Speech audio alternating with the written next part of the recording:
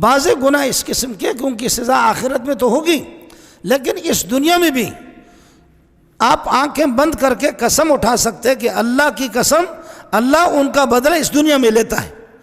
ان گناہوں میں سے ایک گناہ زنا ہے۔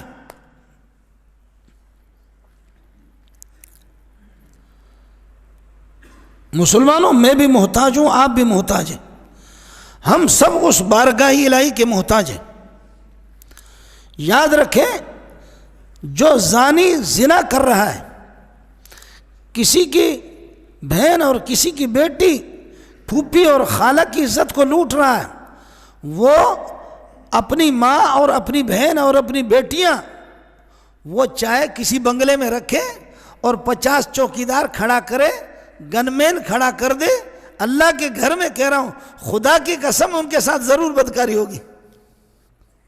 مجھے کیا مصیبت پڑی ہے کہ میں اس طرح قسم اٹھا رہا ہوں؟ کوئی آپ لوگ فیس دے رہے کیا؟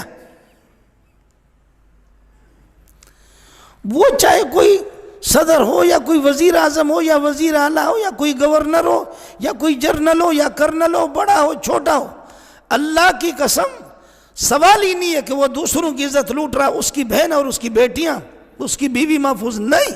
غلط احمقوں کی دنیا میں رہ رہے، پاگلوں کی دنیا میں رہ رہے، پاگلوں والی باتیں کر رہے۔ وہ چوکیدار کھڑا کرے، چوکیدار تنخواہ بھی لے گا اور خود کام سنبھالے گا، ڈرائیور تنخواہ بھی لے گا، کام خود سنبھالے گا، دودھ لانے والا جو مزدوری میں دودھ لائے گا خود یہ کام کرے گا، ہمسایہ گیری کریں گے، یہ کام خود کریں گے۔ اور اس بے غیرت کو پتہ چلے یا نہ چلے، لیکن میرے رب نے نظام ایسا رکھا ہے، کما تدینو تدینو تدانو، جیسا کرو گے ویسا بھرو گے، ہو ہی نہیں سکتا کہ کوئی بچے۔ اب جو شخص، تو حذیل کے اس شخص نے کہا کہ یا رسول اللہ، مجھ سے رہا نہ جاتا، میں صبر نہیں کر سکتا۔ فرمایا کہ پھر تیار ہو جاؤ، تمہاری ماں اور بہن اور بیٹیاں ان کی عزت لوٹ جائیں گی۔ قربان جاؤں اس محمد کی جوتیوں پہ، اللہ میرے ماں باپ کو قربان کرے۔ اپنی نظر اور شرمگاہ کی حفاظت کریں۔ اس دور کا سب سے بڑا فتنہ یہ ہے کہ نگاہیں پاک نہیں رہی، نگاہیں غلیظ اور گندی ہو گئی، شرمگاہوں میں وہ تقدس نہیں رہا ہے۔ حضور علیہ السلام نے ارشاد فرمایا، من زنا زنیا بہی ولو بہی تانے دارے ہی، جس شخص نے زنا کیا یہ عمل اس کے گھر بھی لوٹے گا، اگرچہ اونچی اونچی دیواریں کیوں نہیں کر لیتا۔ یہ مکافات عمل ہے۔ گندم از گندم بروید جوز جو، از مکافات عمل غافل مشو۔ گندم بو گے تو گندم کاٹو گے، جو بو گے تو جو کاٹو گے۔ نظر کو تقدس دو، نظر کو پاکیزگی دو۔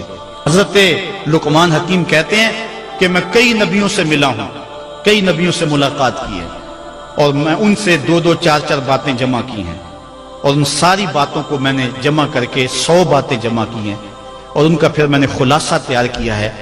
ان میں 8 باتیں الگ کی ہیں۔ ان 8 باتوں میں ایک بات یہ ہے، جب کسی کے گھر جاؤ تو نظر کو حفاظت میں رکھو۔ جس شخص کے مہمان بنو، جس کے گھر جاؤ، تمہاری نظر نہ بھٹکنے پائے۔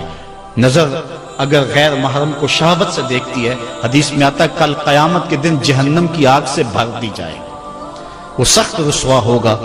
آج میڈیا کی آوارگی اور انٹرنیٹ پہ جو کچھ ہو رہا ہے، ٹیلی ویژن اور سینما جو بدتمیزی پھیلا رہے ہیں، اور موبائل پیکج جس طرح بے حیائی کو فروغ ہو رہا ہے، ہم اس کے خلاف پوری قوت کے ساتھ بند باندھیں۔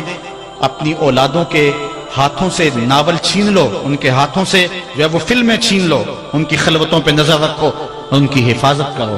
جس شخص کی نظر پاک نہیں ہے، اس کے من میں طہارت نہیں آ سکتی ہے، دل پاک نہیں ہے، اس کو جو ہے وہ باطن کا نور نصیب نہیں ہو سکتا۔ وائے قوم کشتائے تدبیر غیر، کارے او تخریب خود تعمیر غیر، از حیا بیگانہ پیرانے کہن، نوجوانہ چوں زنا مشغول تن۔ کتنی حکمت والی بات کہی اقبال نے۔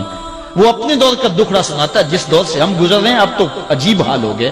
اقبال کہتا ہے یہ جو میرا دور ہے، جوان تو جوان رہے، بوڑھوں کی نظروں میں حیا نہیں رہا۔ از حیا بیگانہ پیرانے کہن، بوڑھے لوگوں کی آنکھوں میں بھی اقبال کہتا ہے حیا نہیں رہا، نوجوانا چوں زنا مشغول تن، اور نوجوان عورتوں کی طرح اپنے تن کے ساتھ لگے ہوئے ہیں، اپنے تن کو سنوارنے میں ہر وقت کنگھی پٹی میں لگے ہوئے ہیں۔ یہ مردوں کا کام نہیں ہوتا، یہ دلیروں اور بہادروں کا کام نہیں ہوتا، یہ عورتوں کے وظیفے ہیں۔